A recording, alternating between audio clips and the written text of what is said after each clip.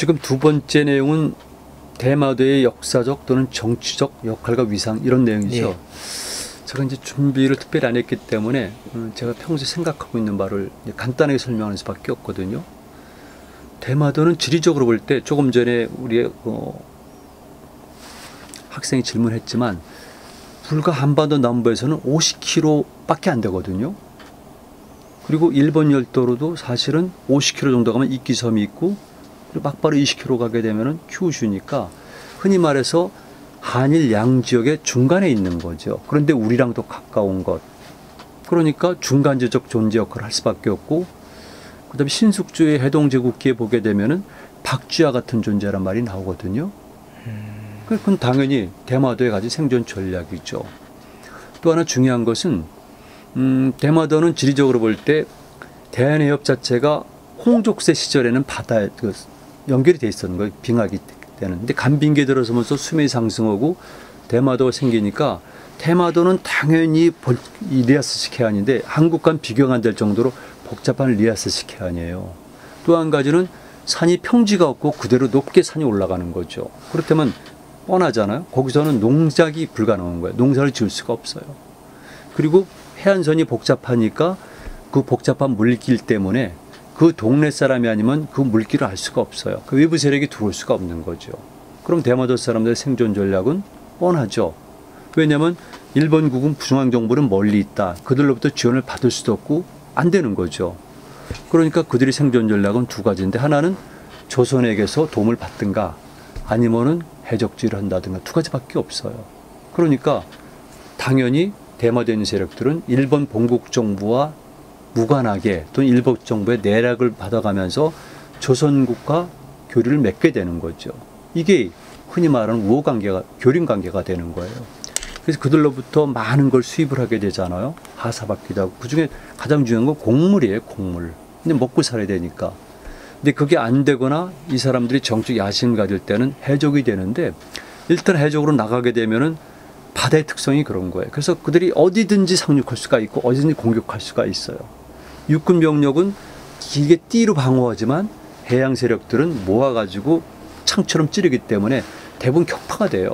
그리고 친 다음에 히텐드런 작전처럼 치고 빠지니까 잡을 수가 없고 또 하나는 만약에 고려 말에도 그렇고 그다음에 조선 초에도 그렇고 우리가 군대를 보내서 대마도에 들어왔다. 대마도에 어떻게 들어와요?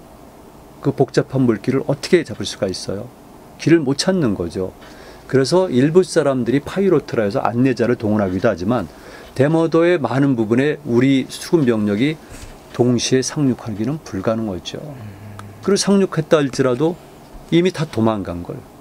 그 사람들은 물길이 다르니까 바다로 빠져나가면 그뿐이고 뒤편으로 돌아가도 되는 거고 또 한 가지는 워낙 원시림이기 때문에 그 속에 숨을 묻게 되면은 외부 세력들은 아무리 훌륭한 유격전에 능한 특수부대가 온다 할지라도 그건 불가능한 거죠. 그래서 대마도는 일찍부터 우리 말은 흔히 말하는 한국에 있는 세력들과 일본 열도에 있는 세력 간의 중간재적 존재 역할을 하면서 도움을 받았는데 냉정히 얘기하면은 대마도로 봐서는 차라리 조선에 편입되는 것이 낫겠죠. 그렇게 될 경우에는 조선 정부의 적극적인 지원을 받고 거기서 충분히 자기들이 먹고 살면서 발전할 수가 있었는데 무역도 해가면서 그런데 조선 고려라든가 조선 정부가 그런 의지가 없으니까 그러니까 당연히 일본은 그 의지를 가지고 거기 점령했으니까 거기는 일본에게 복속된 거죠. 그래서 살아온 건데 대마도 입장에서는 지금도 그렇지만 당시 고려나 조선 정부에 복속됐다면은 훨씬 더 유리한 거죠. 근데 이런 전략적 요충지를 우리 고려나 조선 사람들은 깨닫지 못하거나 아니면은 포기한 거죠. 그러니까 우리 잘못이지, 그 당시 우리 잘못이지 일본 잘못을 돌리면 안 되는 거죠. 어느 나라든지 다 자기 국가 국민을 위해서 영토를 넓히고 영토에 있는 자원을 확보하고 그리고 무역을 해서 돈을 버는 것이 그게 국가의 존재 이유인데 우린 그걸 포기한 거죠. 그러니까 대마도는 그런 중간지적 존재에 있다는 거죠. 그리고 관념적으로도 대마도는 중요한데요. 일본 열대에 있는 모든 집단들은 전부 다 바다를 통해서 들어왔어요. 그래서 일본 사람들은 대륙에서 건너왔다는 애매모호한 표현을 쓰지만 거의 대부분 우리가 흔히 말하는 한반도의 여러 지역을 통해서 들어온 거예요. 그 일부가 중국의 양자강설도 있고 저 밑에 남태평양에서 오가사와라제를 통해서 온 세력도 있고 극히 일부가 연해주 북부를 넘어가지고 홋카이도로 내려온 세력도 있지만 기본적으로는 다 우리 지역에서 넘어가는 거죠. 그랬을 경우에 일본 열대 가장 먼저 온 세력들은 당연한 거죠. 가장 가까운 곳. 어디? 부산? 아니면 거제도. 이 주변 지역에서 출항한 세력들이 일본 열도로 오는데 제일 처음 닿는 곳은 어디예요? 그건 당연히 대마도죠. 그러니까 대마도는 일본인들에게는 하늘에서 내려왔다고 신화적으로 꾸밀 경우에 첫 번째 도착하는 곳이 대마도예요. 그럼 정신적으로 그게 얼마나 중요하겠어요. 일본 열도의 일본 문화의 일본 고대 국가의 모든 시작이 대마도죠. 그렇죠? 네.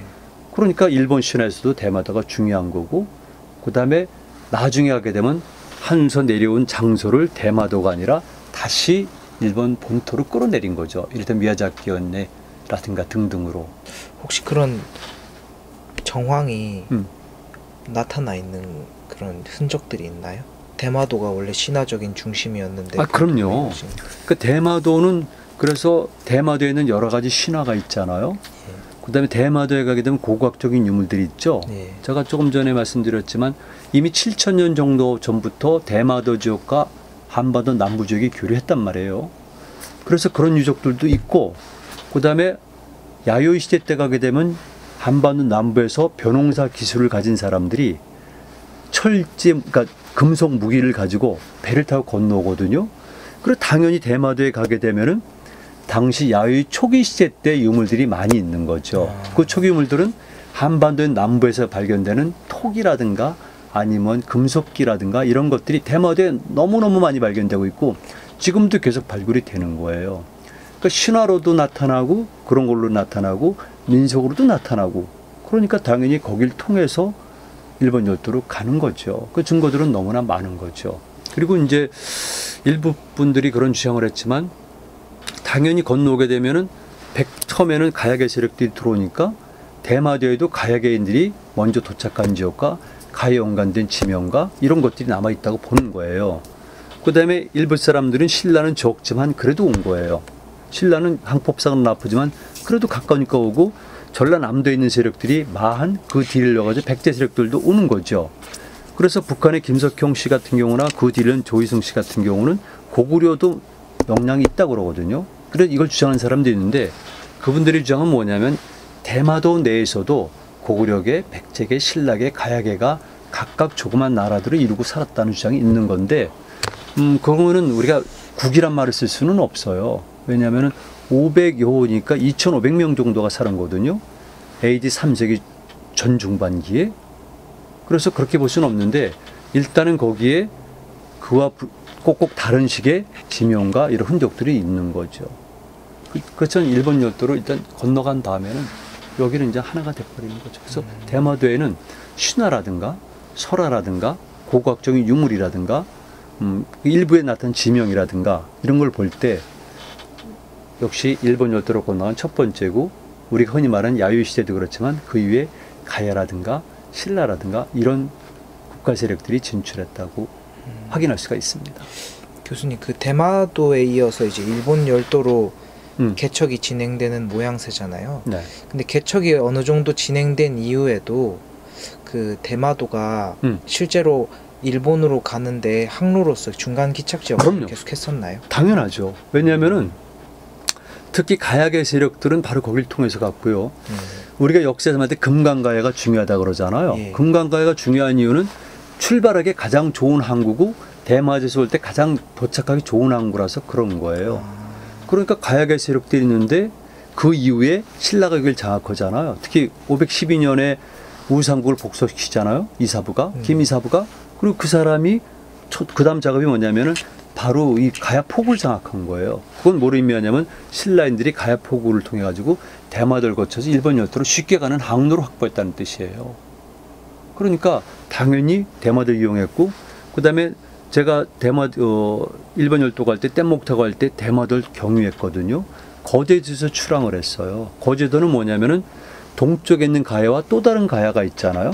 거제도 중심으로 해서 우리가 경상남도 끝까지 세력들이 있고 근데 그 서쪽에 있는 세력들도 거길 출항하게 되면 대마도 남쪽에 걸려서 대마도를 거쳐서 일본 열도로 하는 것이 가장 안전한 거예요. 왜냐하면 고대 항해들은 가능한 한 봐야 되거든요. 그래서 눈으로 보면서 항해를 하기 때문에 대마도를 거칠 수밖에 없고, 또 하나는 해양 환경이 그런 탓이 있는데 지금 전체가 쿠로쇼라고 그래서요, 흑조라고 그럽니다. 이게 필리핀 루선성 북부에서 출발한 해류인데 세계에서 가장 빠른 해류예요. 그리고 흔히 말하는 대한해협은 사실은 대한해협도 있고 현해탄도 있지만 양쪽이 이런 이 바다는 좁은 협수로거든요. 협수로니까 당연히 물살이 빠르잖아요. 원래 쿠로시오가 빠른 데다가 좁은 병목으로 쑥 물목으로 들어가다 보니까 이게 세계에서 제일 빠른 거예요. 그리고 방향은 늘 북동 방향이에요.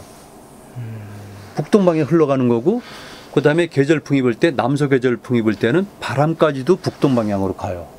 그래서 경우에 거제도 이서, 즉 전라남도 해안에서 출발하더라도 출발하게 되면은 자연스럽게 어디 도착하려면 대마도 남쪽에 걸리게 되는 거예요. 그래서 그 사람들이 우리 한반 남부를 왼쪽으로 보면서 그 다음에 보다 보면 대마도가 보여서 그냥 물길 따라서 바람길 따라서 톡톡 치기만 하면은 당연히 대마도에 도착하죠. 그러니까 오도열도로 가는 경우도 있고 kyushu 북서부 지역으로 도착하는 경우도 있는데 가장 안전하고 가장 좋은 거는 대마도를 거쳐서 가는 거예요. 그건 제주도 사람들 마찬가지이기 때문에 우리가 흔히 말하는 일제시대 때도 제주도 사람들이 대마도에 많이 간 거예요. 제주도의 어부들도 그렇고 제주도에 있는 해녀들도 거기에서 작업을 많이 했고. 네, 그러니까 원래부터도 뗏목이 있었겠지만 적어도 연구 결과에 따르면은 제주도에 있는 태우란 뗏목배 있잖아요. 네. 관광 상품으로 많이 알려져 있죠. 그 태우와 대마도 사고마을에 있는 오가리분해는 구조상으로 똑같아서 분석한 논문도 있어요. 이건 뭐냐면 결국은 제주도와 대마도 간의 교류가 활발했다는 것이고 해양 환경이 그걸 가능하겠다는 거죠. 그러니까 실질적으로 모든 지역의 남부 지역에서는 대마도를 경유해서 일본 열도로 가는 것이 가장 안전하니까 그 이후도 늘 대마도는 그렇게 된 거죠. 조선통신사도 당연히 대마도 경유해서 가는 거죠. 몽골의 대초원 늑대와 달려가자.